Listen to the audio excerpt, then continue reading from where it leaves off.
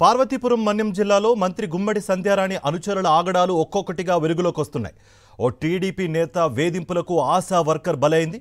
తన వారి కోసం డి సిర్లాం ఆశా వర్కర్ విద్యావతిని తొలగించాడు గ్రామ టీడీపీ నేత గౌరీ నాయుడు.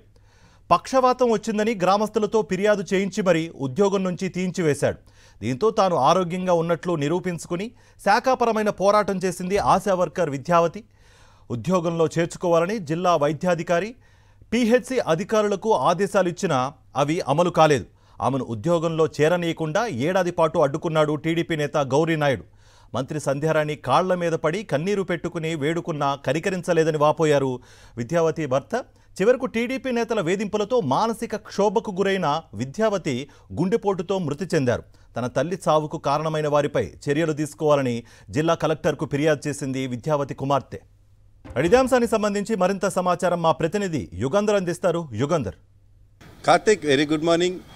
పార్వతీపురం మన్యం జిల్లాలో గుమ్మడి సంధ్యారాణి అనుచరుల తాలూకా ఆగడాలు రోజు రోజుకి ఒకటొక్కటిగా బయటపడుతూనే ఉన్నాయి. తొలుత పిఏ సతీష్ ఒక మహిళను లైంగిక వేధింపులు గురిచేశాడని ఆమె ఫిర్యాదు చేయడం, కేసు నమోదవడం జరిగింది. తర్వాత అదే గుమ్మడి సంధ్యారాణి దగ్గర పనిచేస్తున్నటువంటి కారు డ్రైవర్ వైఎస్ఆర్సీపీ కాంగ్రెస్ కార్యకర్తకు సంబంధించినటువంటి అధికారుల నాగరాజు పైన అసభ్యంగా బూతులతో వాట్సాప్ చాటింగ్లు నిర్వహించడంతో దాని మీద ఒక కేసు నమోదైంది. తాజాగా ఈ రోజున మక్కు మండలం డి సిర్లాంకు చెందినటువంటి విద్యావతి అనేటువంటి ఆశా వర్కర్ని అదే గ్రామానికి చెందినటువంటి దాకేటి గౌరీ నాయుడు ఉద్యోగం నుంచి తొలగించడం అనేటువంటిది తీవ్ర వివాదాస్పదమైంది.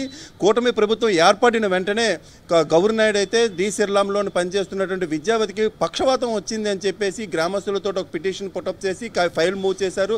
ఆ ఫైల్ ఆధారంగా ఆమెను ఉద్యోగాలను తొలగించేశారు. తర్వాత ఆమె శాఖాపరమైనటువంటి ఎంక్వైరీకి అటెండ్ అయ్యింది, శాఖాపరమైనటువంటి పోరాటం చేసింది.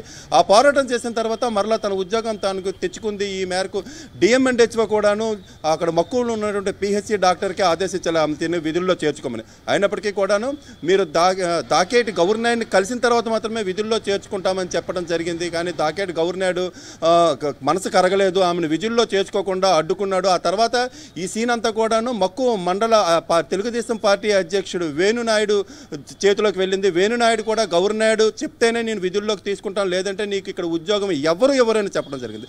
ఫైనల్గా ఆమె గుమ్మడి సంధ్యారాణి దగ్గరికి వెళ్ళినట్టుగాను ఆమె భర్త శ్రీనివాసరావు చెప్తున్నారు. శ్రీనివాసరావు విద్యావతి ఇద్దరు కూడా ఆమె కాళ్ళ మీద పడి కన్నీరు పెట్టుకున్నప్పటికీ కూడా ఉద్యోగం ఇవ్వకపోవడంతో ఆవిడ గుండెపోటు వచ్చి మరణించినటువంటి ఘటన చేసుకుంది. దీనిపైన జిల్లా కలెక్టర్కి ఇప్పటికే బాధిత కుటుంబం ఫిర్యాదు చేసింది. ఎస్పీ కార్యాలయంలో కూడా ఫిర్యాదు చేయనుంది. మొత్తంగా అయితే గౌరీ నాయుడు మీద చర్యలు తీసుకొని న్యాయం చేయాలని వీరు డిమాండ్ చేస్తున్నారు. కార్తీక్. Thank you Yugandhar.